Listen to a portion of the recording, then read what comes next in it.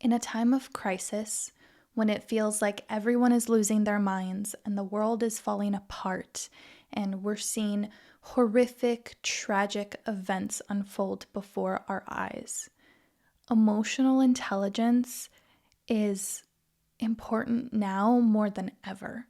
This level of collective rage and grief, horror, and terror, I think it might only get worse before it gets better.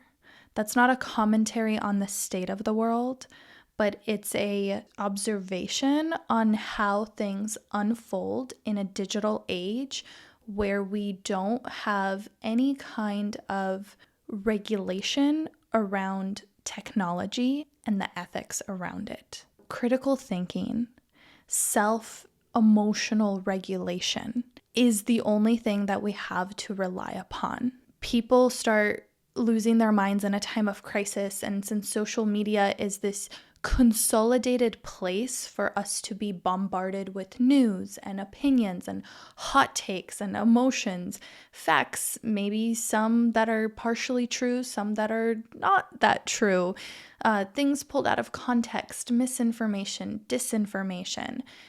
There's so much out there that we are consuming. And I'm not here to talk to you about media literacy or make any kind of political commentary, nor am I here to give you basic ass advice like turn off your phone and take a walk, although that is important. And I'm not going to pretend like I know the answer to geopolitical conflicts that have developed over millennia. Of course, I care about humanitarian issues and social justice, and this particular conflict I've actually been caring about for years and been learning about the history and just reading so much that has changed my worldview quite dramatically. So it's really interesting to watch other people kind of wake up to this within a matter of days and then pretend like they know everything about it, because it really is not that simple. This is a podcast, however, about self-love, and some may say that it's selfish to talk about self-love when other people are suffering, but I disagree.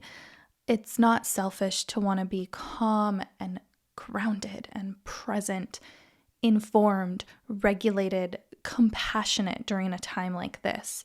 So if you want political commentary, if you want education on history, if you want social justice or activism, then you are free to listen to another podcast. But I'm assuming you're here because you want to learn how to cope with crisis and in an emotionally intelligent way. Because you staying in an agitated place for an extended period of time, having your emotions be treated like a piñata by not just the media. I don't mean that in like, oh, it's the big media. I mean that in just like social media and the way the algorithms are designed. And again, the lack of regulation and tech ethics that go into that. Platforms that are essentially designed for your emotions to be treated like a piñata. You going through this is not helping Palestinians, nor is it supporting the people of Israel, nor is it changing certain dynamics, opinions, perspectives, hate crimes. It's not changing the actions of governments or terrorists. Now, of course, there is something to be said about the power of public outcry and how we can all rally to stand up for a cause and donate, fundraise, get the attention of policymakers, and in some ways shift collective beliefs for the better. But knowing how and when to compartmentalize is a very healthy coping mechanism. Of course, if we do it all the time with no regard for issues to be dealt with or other people's feelings, it does go from compartmentalization to avoidance, but I just don't think that's the case for most of us. If you're listening to this, then you're probably highly empathetic and you probably really deeply care, as do I. That's why I'm recording this episode, because I'm thinking to myself, like, what is my contribution here? Like, what can I do to the best of my ability with pure intentions and my full heart? So if you're anything like me, consuming horrific information, getting emotional, feeling very conflicted, refreshing your feed, occasionally reposting something that sounds convincing, getting into heated debates with people you're close to, or maybe strangers on the internet, or people you know will disagree with you, and then it just ends up being a waste of both of your emotional energies. If you're wanting it all to stop and feeling very helpless and dreadful and worried about the future and the state of the world, then let's talk about 5 ways, this 5-step process. God, I over prepared for this podcast episode because I really just want to focus on what I feel confident and comfortable talking about, while also highlighting that you feeling dysregulated is not helping Palestinians, it's not helping Jews, and it's certainly not helping you. So this 5-step process to coping with crisis in an emotionally intelligent way, I hope this is something that you can practice, not just for this particular point in time, but also for years to come. So step 1 is choose. Choose to what extent you're willing to participate. Back in 2018, I read a post that really resonated with me. And I reposted it on Instagram, and as often happens on social media, the feedback that I received was mixed because it is, a little bit, well, I'm going to read it to you in just a second so you can draw your own conclusions. But then when I revisited this post at some point in 2020 or 2021, when shit felt really heavy and scary in the United States, I just must admit that I was too scared to post it again because it seemed like everyone was in this mindset of, if you're not being super vocal about your beliefs, then you're complacent and that's just as bad. And this might be an unpopular opinion, but I don't think that everyone's activism looks the same. That's why step 1 is choose. Choose to what extent you're willing to participate. What can you contribute? Just like I, expressed with this podcast episode that I spent the past few hours preparing for and I'm now recording. This is what I felt like at this point in time I can contribute with pure intentions and my full heart. So this is a post from, I think her name is Carla Jane. I looked up her Instagram to confirm.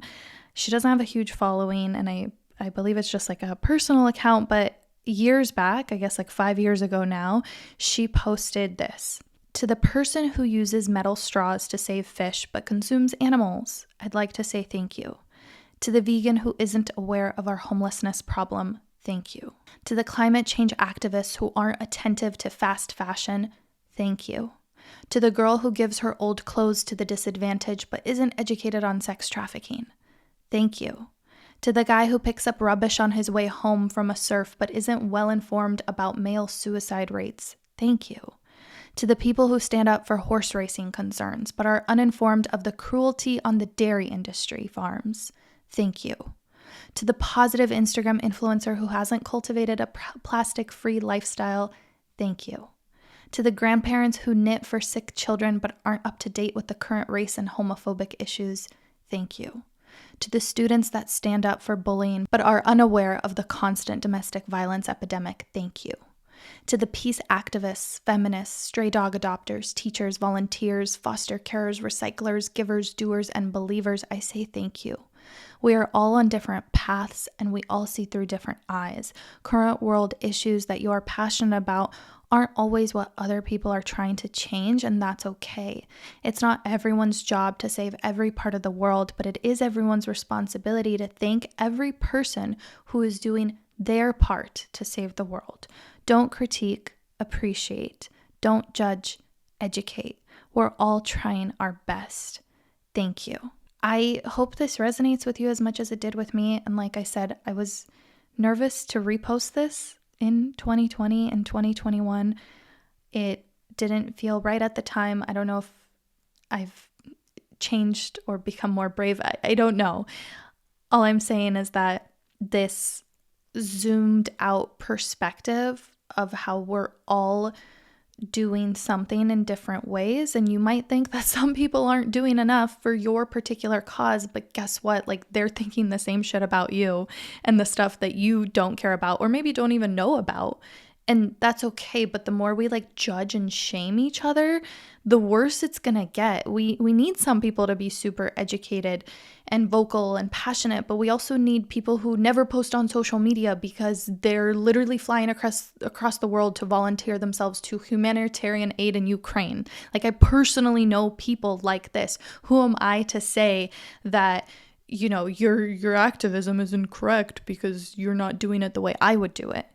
And if every doctor decided to join Doctors Without Borders and go to Israel, Palestine, and help the people, the children there, then who's going to perform a hip replacement surgery on someone's grandma who fell down the stairs here at home? Do you know what I mean? Like, we need people. And of course, these are like very dramatic scenarios and situations that I'm pulling to prove a point. Not all of us are flying across the world or joining Doctors Without Borders, but we're all doing our little small part. And as long as you can say that you are doing what you have the capacity for right now, whether that's sending a penny over to a cause that you believe in or rescuing a dog, that is perfectly good too. Shame doesn't motivate people. And at a certain point, I think there's a lot of virtue signaling happening online because this tricks your brain into feeling like you did something good when all you did was add to the noise. So choose your version of good and stop shaming others for theirs. I know if you're listening to this podcast, you're probably the last person to shame somebody else. So I think this could also extend to shaming yourself. Like, choose your version of good and stop shaming yourself for only having the capacity for your version of good, whatever that is in this moment. So choose. Step 2 is compartmentalize. We already touched on this a little earlier, but discernment is a skill. So yes, your feelings are valid in a sense that they're real and warranted, like anger, sadness, even despair is totally reasonable given what we're witnessing in real time. So I invite you to process emotions privately before saying something you regret. And I'm saying this more to myself than anybody else because I'll admit, last week I failed to do this. I got into a pretty heated discussion with my husband. Really, it was more of a monologue. And I said some things that were completely out of line and insensitive and just me trying to be right in some twisted way, you know? What purpose did that serve? So as always, we teach best what we have to learn. And I watched this TikTok, it was a while back. I'll try to find it and link it in the episode description. Just like anything else I mention, I usually do my best to put it in the episode description. So if you hear me referencing like a book or a video or article or something, check the episode description because it might be there. I watched this TikTok of a therapist sharing how it takes 90 seconds to metabolize an emotion. Of course, I did a quick Google search to fact check this because it seemed convincing yet oversimplified. And what I found was that this idea came from a Harvard-educated brain scientist, Dr. Jill Bolte Taylor. Seems like a cool lady. She popularized this idea that it takes 90 seconds for the physiological experience of fight, flight, freeze to pass through the body if you acknowledge it for what it is. So if you take 90 seconds to let it move through you, maybe you're doing some sort of movement, maybe you're doing your breathing practice, a meditation, and allowing it to dissipate while cognizantly naming what it is. So for example, I feel angry and I feel like punching somebody, so instead I'm going to punch the pillow to like let my anger out. That is healthy. Otherwise, if you don't give yourself those 90 seconds to like process, name, do some sort of like physical thing to get it out of your body, otherwise that emotion gets either stuck without being processed or we continue ruminating on it, i.e. over processing it, but in like an unhelpful way, in more of like an intellectualized way, instead of actually like getting in our body and letting it like move through you. I think a classic example is a lot of us who study psychology, mental health, who are just like interested in personal development, we might tend to like intellectualize things as opposed to really letting ourselves like be with the feeling, with the emotion. Granted, this 90-second claim, I couldn't find a peer-reviewed study on it. So I don't know how accurate like the number is, but I think it's helpful to know that you don't have to sit in negative feelings for days in order to adequately process them. And on the flip side, you need to adequately process an emotion in order to essentially get over it. It might take 90 seconds of breathing, walking, jumping up and down, journaling, those physical embodiment practices that will help you let the emotion pass through you. And then after that, you can shift to this healthy dose of compartmentalization. To be honest, I always thought compartmentalizing was like a negative coping skill until pretty much just last week. I was in couples therapy with my husband, and we were talking about how my husband is like really good at compartmentalizing. Like he can set something aside, or so it seems to me. I don't know, but it seems like he can set it aside and then like focus on his day. Whereas I'm the kind of person that can't get on with my day unless I let out whatever it is that I'm feeling. I don't think there's like a right or wrong way. We're all obviously just learning, but our therapist said like, there's nothing wrong with compartmentalizing. It allows you to function as a human being in this society. It allows you to get your work done, to do what needs to be done. Maybe your version of compartmentalization is like making a mental sticky note to adequately research a topic later, because right here, right now, your energy is better allocated toward your work, your family, your friends, your community, your self-care. Like it's okay to take breaks from the news. It's okay to disconnect. It's okay to feel joy amidst pain. It's okay to like grieve and also be really grateful. It's not selfish. It's not shameful. You don't have to be in a constant state of panic and crisis, because that's not a sign of you caring more than somebody else who is maybe also really sad and really scared, but is doing their best to find their own peace and joy and love within their small circle. Step 3, and this is the part where we will talk about the media a little bit, but it's just being conscious of what you consume. Consume consciously. A friend recommended a podcast episode to me, and I'm always skeptical because podcasters can really be on their high horse. I say as a podcaster. But anyway, the podcast episode was actually so good, and I want everybody to listen to it. It's called "Why Has Social Media Made It Impossible to Follow the Israel-Hamas War?" And it's on the Offline podcast. So I haven't listened to other episodes, but I think the whole podcast is about like critiquing social media. The host is called Jon Favreau, is named, not called.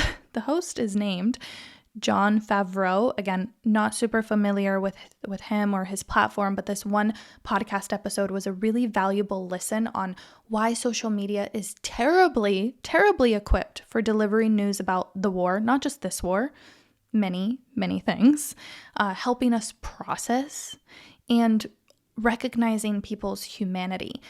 Like, to say that we're overstimulated, undereducated, hyper-informed, yet quasi-aware is an understatement. The same person who recommended this podcast to me is actually a therapist and an influencer. You might already be following her, Amanda E. White. She's at Therapy for Women on Instagram. I actually just recorded an interview with her that is going to air next month. We talk about sobriety and quitting alcohol. Again, totally unrelated, but before we started recording, we were just chatting about the state of the world and what's going on, how we're coping. And she has a really good tip for staying emotionally regulated while consuming current events. Basically, what she says is, instead of watching the news, which, let's be real, a lot of us do on TikTok or Instagram. That's what that podcast episode, Why Has Social Media Made It Impossible to Follow the Israel-Hamas War? Like, it's really fucked up to admit that most of us get our news from TikTok or Instagram. That should not be the case, but it's kind of where we're at. So instead of like watching the news, whether that's on TV or on your phone, choose one sensory input through which you'll absorb information. So when you watch the news, you're hit with visuals, audio, and you're often reading the captions and comments at the same time. Like for me, it's literally a triple threat because I'm hearing it, and I'm a very big audio processor, so that literally those sounds will live in my mind forever. Then you're seeing it, and a lot of people are visual processors, so those images are going to stick in your mind. And on top of that, you're exposing yourself to what all the other people think in response to this post, right?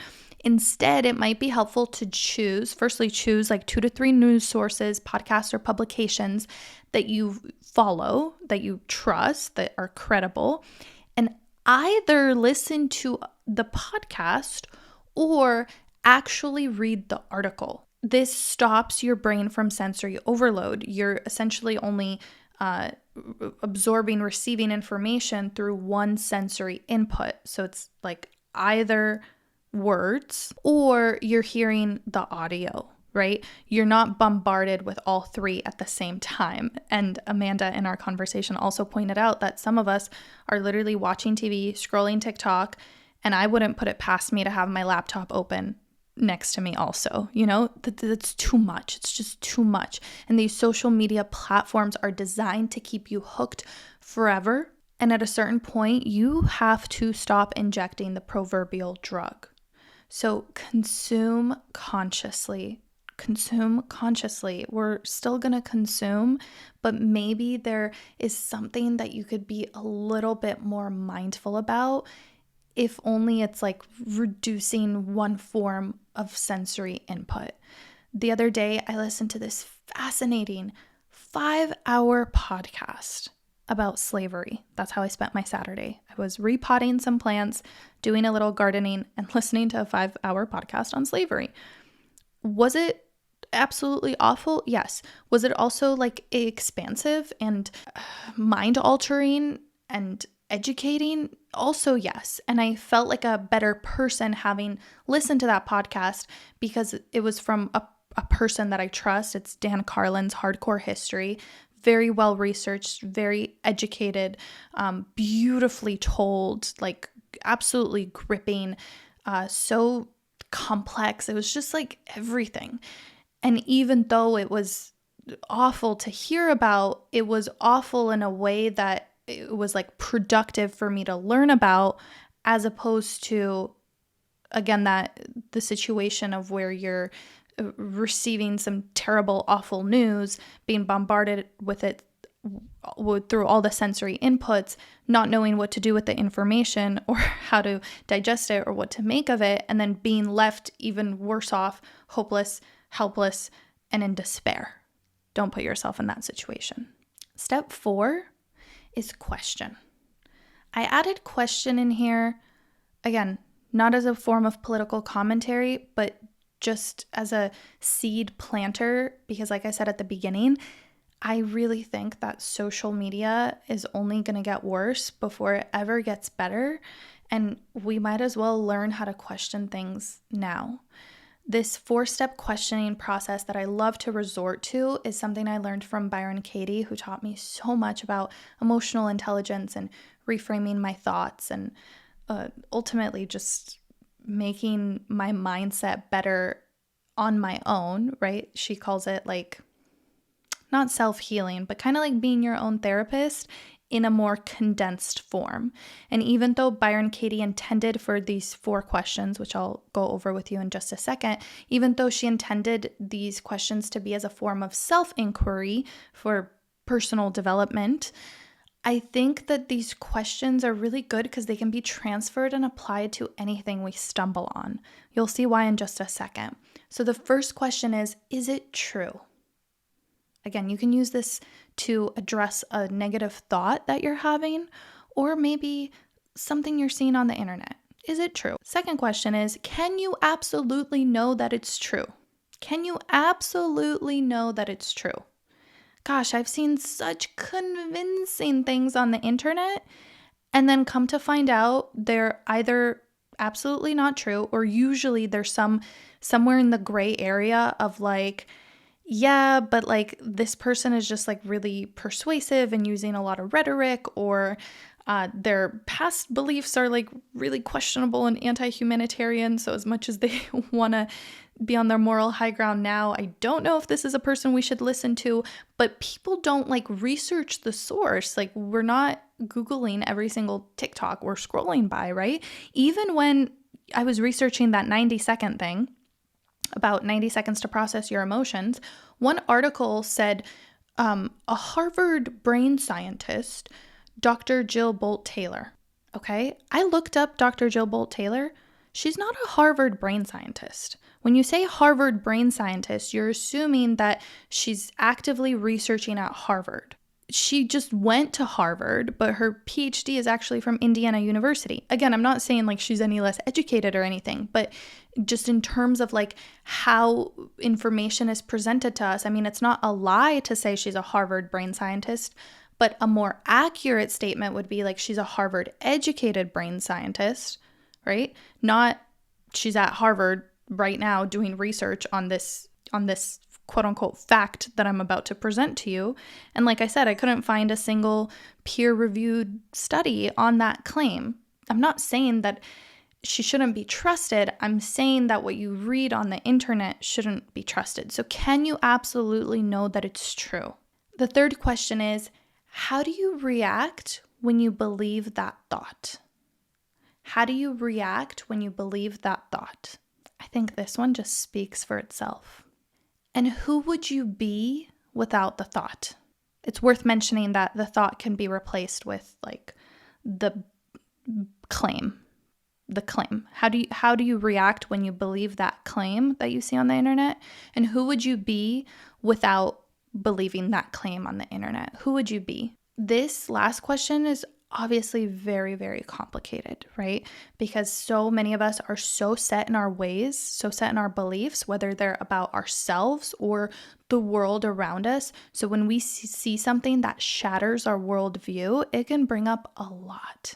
So sometimes it's worth thinking about like, almost like, what benefit is this bringing me to believe this?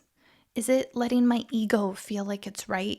Is it letting me hate on a group of people? Is it letting me oversimplify something that's very complex and it's just digestible? So I'm just going to like go with this because it feels so much easier than continuing my education. Like, who would you be without that claim? My last step to coping with crisis in an emotionally intelligent way is to care. Care. Don't stop caring. It's okay to care about a crisis, but don't forget to care about yourself.